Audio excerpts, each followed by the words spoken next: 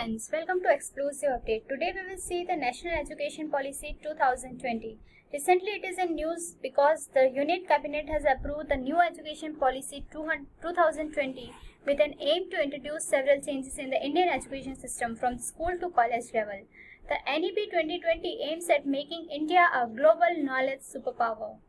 The Cabinet has also approved the renaming of the Ministry of Human Resource Development to the Ministry of Education.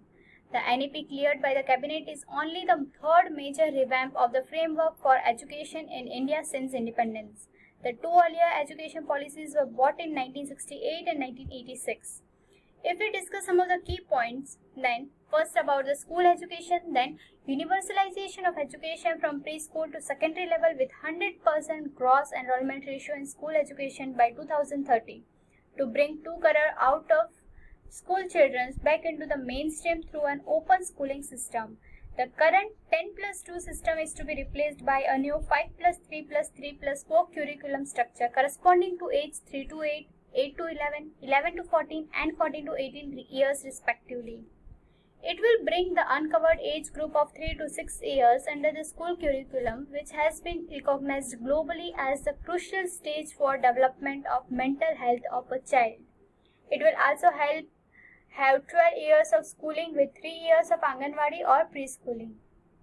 Class 10 and 12 board examination to be made easier to test core competencies rather than memorizing fact, with all the students allowed to take the examination twice. School governance is set to change with a new accreditation framework and an independent authority to regulate both public and private schools. Emphasis on foundation literacy and numeracy, no rigid separation between the academic streams, extracurricular, vocational streams in school. Vocational education to start from class 6 with internships. Teaching up to at least grade 5 to be in mother tongue or regional language. No language will be imposed on any of the student. Assessment reforms with 360-degree holistic progress report tracking student progress for achieving learning outcomes. A new and comprehensive national curriculum framework for teacher education 2021 will be formulated by National Council of Teacher Education in consultation with NCERT, that is National Council of Education Research and Training. By 2030, the minimum degree qualification for teaching will be a 4-year integrated B.Ed course. If we talk about the higher education, then gross enrollment ratio in higher education to be raised by 50% by 2030. Also 3.5 crore seat to be added in higher education. The gross enrollment ratio in higher education is 26.3%. Holistic undergraduate education with a flexible curriculum can be of 3 or 4 years with multiple exit options and appropriate certification within this period. MPhil courses will be discontinued and all the courses at undergraduate, postgraduate and PhD level will now be interdisciplinary. Academic bank of credit to be established to facilitate transfer of credit. Multidisciplinary education and research universities at par with IITs, IIMs to be set up as model of best multidisciplinary education of global standard in the country. The National Research Foundation will be created as the apex body for fostering a strong research culture and building research capacity across higher education. Higher Education Commission of India will be set up as a single umbrella body for the entire higher education excluding medical and legal education. Public and private higher education institutions will be governed by the same set of norms for regulation, accreditation and academic standards. Also, HECI will be having 4 independent verticals, namely National Higher Education Regulatory Council for regulation, General Education Council for standard setting, Higher Education Ground Council for funding and National Accreditation Council for accreditation. Affiliation of colleges to be phased out in 15 years and a stage-wise mechanism to be established for granting graded autonomy to college. Over a period of time, every college is expected to develop into either an autonomous degree granting college or a constituent college of the university. Some other changes are also there. An autonomous body The National Education Technology Forum, that is NETF, will be created to provide a platform for the free exchange of ideas on the use of technology to enhance learning, assessment, planning, and administration.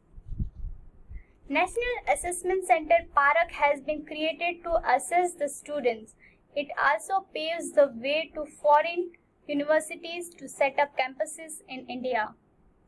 It emphasizes setting up of gender inclusion fund, special education zones for disadvantaged regions and groups.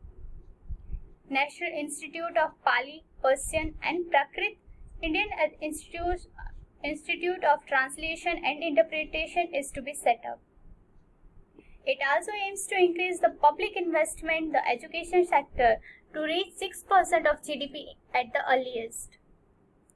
Currently, India spends around 4.6% of its total GDP on education. Now it is to be 6% of the GDP. When we talk about the education in India, then constitutional provisions if we talk about, then Part 4 of Indian Constitution, Article 45 and Article 39F of Directive Principle of State Policy has a provision for state-funded as well as equitable and accessible education. The 42nd Amendment of the Constitution in 1976 moved education from the state of the concurrent list.